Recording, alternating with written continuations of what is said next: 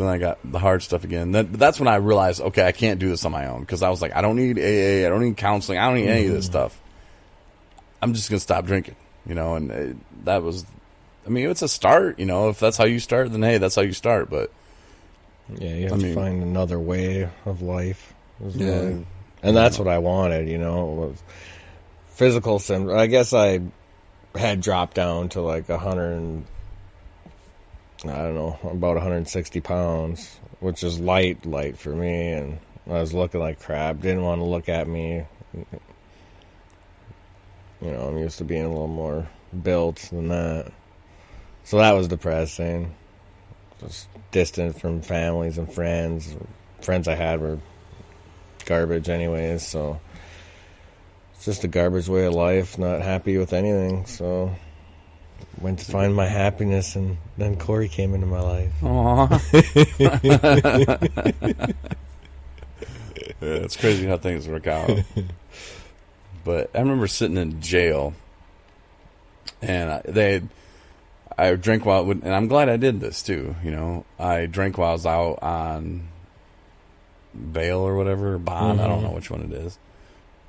Bail or bond? Yeah, it's on bond. Okay, I was out on bond. And well, if you pay for it, well, bail is the money you pay to get out on bond. Bond is the actual conditions that you're under when you get out. So I was out on bond, and I was not supposed to drink, obviously, and that's the first thing I think I did. Yeah, my butt hurt, man. Marion County Jail. Ugh, no mats, nothing. So anyway, whatever excuse I wanted to use, it could have just been sunny out. Yeah, so I go back to drinking and I get drunk. Well, I end up going to the hospital, but the cops come and so back to jail I go. So I'm back there joking around. She's like, how are you today? And I'm like, wonderful. She's like, are you blah blah blah thoughts of something? And I'm like, yeah, I'm gonna Aaron Hernandez myself in there. So you better watch me. And she's like, who's Aaron Hernandez? I'm like, I don't know, look him up. Well, he's a football player. He's dead now, but he was a football player and not a very nice guy. Did some bad things, but he realized that if he got found guilty, the Patriots didn't have to pay him, and he just signed this huge contract. But if he died in jail, well, the money the Patriots still have to pay, and it would go to his baby mama and his kid. So doing the gangsta thing, like his gangsta self, he hung himself. So I guess you look that up. So next thing I know, I'm in this room in the Bam Bam suit. I don't even know how many days, suit. Like 4 maybe, I don't know. But I'm just sitting there like, it sucks so bad. It kept trying to give me like... Some people would just be ridiculous to get a little change of scenery and go to the observation bubble. That's kind of what I hang needed, out in a Bam Bam suit. Some people were just DTing, looped out. I worked a food cart while I was in there and got to go serve everybody and see what kind of chaos was going on around the whole jail, which is it's a little out there. Yeah. And then people come out of them bubbles. They don't even remember what they were doing. And it's ridiculous. I remember. It's like, I was ready to drop kick you back into I told the guard, you open the door, if he comes out, roundhouse kick him back in, shut the door. No lunch for you. Yeah, I'm glad I had that time, though. Yeah, get a little reflection time. You get sitting alone in the cell for 4 days, I just got time to think. And not that it was good for me, because it was really very unproductive, and it was really my first couple times in jail. And the first time you have to know what you don't want to do. Well, yeah, but it made me realize like how messed up it is. Yeah, there's got to be something, because my friend who went to jail, and he's got some mental problems, and he didn't he got into an accident on his bike, messed himself up pretty bad. He didn't hurt anybody else. He was on his own property, But they were just like, well, you were drunk and you were driving, so bam, hit him with it. Well, ever since then, and then he got like brain damage, so he got really messed up from it. Well, then some personal things go on in his life. Some things change and people leave and get kicked out of your own house. You know what I'm saying? Kind of. I don't know the whole story or the details, but I know it kind of went like that. And what are you supposed to do? So, nope, you're still on probation for that. So, back to jail, start it all over. And so they've been playing that game with him. And like, I guess he had like a blow machine in his house. Mm-hmm. So it would go off, and he got to go blow in it. Well, it went off, and he blew in it. Burr. So I guess they gave him a warning the first time, and then happened again. Blew in it. Burr. He wasn't out driving around. But I tell you what he wasn't doing. He also wasn't getting help. Yeah, he couldn't leave his house. He couldn't even go to AA meetings. And so they took him to jail and gave him a year. Yeah, is that going to help him? That is very unpredictable. I mean, I can see getting anything over like a month or two. Like, really, what good is that really going to do somebody? Like, and a lot of times it's not like you're such a menace to society that being in there for the safety of the community or something, or it's just. Yeah, but to be having problems, he can't work, and he can't leave his house. I mean, he can't work anyway because the accident is messed up, and he's not even the same dude he was, and just to be going through all those problems, all those things, and then you're not even helping him, you're just throwing him in jail. Like, that's just silly. Yeah, it's a waste. I think they had AA in jail, not even, maybe once a week. Yeah, it's dumb. And you know what I think it really is? I think they're embarrassed that, they couldn't help him. Yeah. Hey, let's just throw him away. It's his fault. He's the bad person. He's the bad person for drinking. Let's put him away. When really it's because, well, we tried to help him and we don't know how. We can't. We're stupid people. Actually, we don't want people to know we're dumb. Well, we couldn't help him. I know. Here he's drinking again.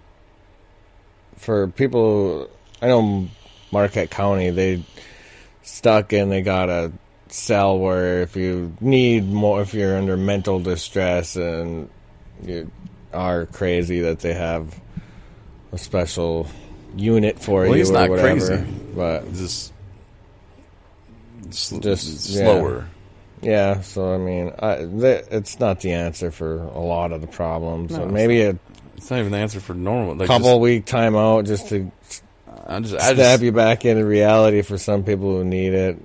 But it doesn't really. It's not a life-changing event. They're the ones who failed him.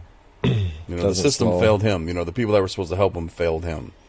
They should have went over and talked to him, been a friend. Mm-hmm. Took him out for ice cream. Well, there ain't really services for community like that, and they're not willing to. I don't know. Court systems don't invest in people, really. They just try to get their money. That's what they want. Yeah, that's just a shame. I mean, are we supposed to be humans? Are we supposed to be compassionate? Well, we are, Corey, but court system, not so compassionate. Yeah, but those people go to church on Sundays, and they go in there to strut that ass. Thank you, Matt. Matt laughs at all my jokes. I like that. Matt gets them. Now there's a YouTube video. Check it out. Strutting that ass. Google that on YouTube.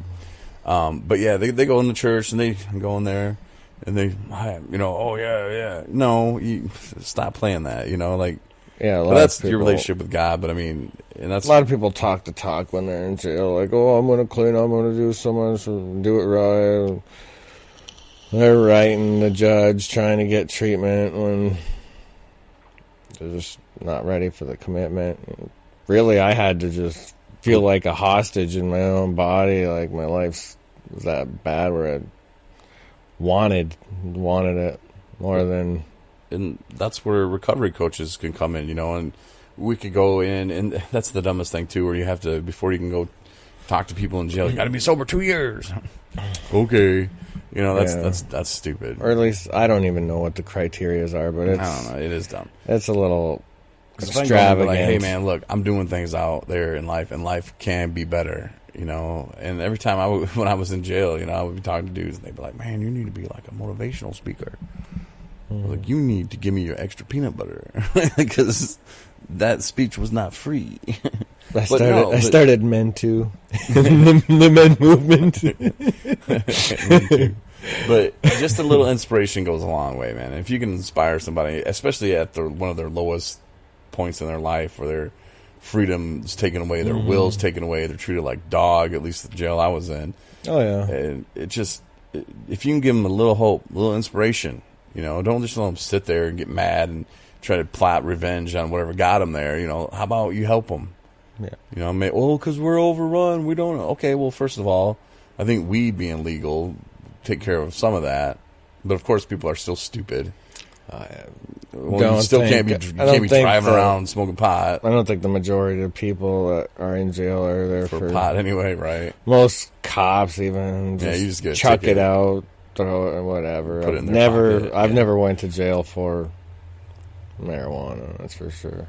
They took me and fingerprinted me, and then told my buddy to take my car, get some. I've had them just confiscate something and throw it away. Yeah, or dump it out, whatever they do. I don't know, but it's just the system's messed up. It's not worth that. That's why I'm running for president. I'm announcing it right now. So am I. Donald Trump's. Ryan and Corey, 2020. We can do it. We can do it. What was that dude saying today? Mister. Ryan and I went to a Mexican place. Mister. I was like, I really still think that guy was faking his accent. Trying to get some tips. But anyway, we got a big day tomorrow. We're probably going to do a bonus podcast because we're going to go to that recovery leaders community, whatever. Ambassadors training the world. Voices and faces of recovery. The lady from, Deb. Mm-hmm. Yeah, we're going to do something like that tomorrow, but we got to get up early and... Yeah, so we're going to... It's going to be awesome. Cut the podcast off now. But thanks for listening. If you got something, that's really cool. If not, we stayed sober another day to do another podcast. So killed it. I really appreciate it. And 217recovery.com. Check out Rethinking Addiction. That's an event that's coming up on the 22nd of this month. It's coming. It's a few weeks away. It's in Traverse City. Whether you're downstate, cross-state, wherever you're at, check it out. Think about going. It's going to be a beautiful time. And Ryan's got an event we're going to talk about this weekend, and he's really pumped about it. And all I got to say is, if you like motorcycles, you're going to love this event. Vroom, vroom. So details on that coming very soon. But 217recovery.com for the events, for the trainings, everything you need, resources, it's there for you. And, of course, the podcast and many platforms that you can listen to this on. So thanks again. Like us on Facebook. Share us as well. Appreciate it. And we will talk to you most likely tomorrow. Thank you. Have a good night.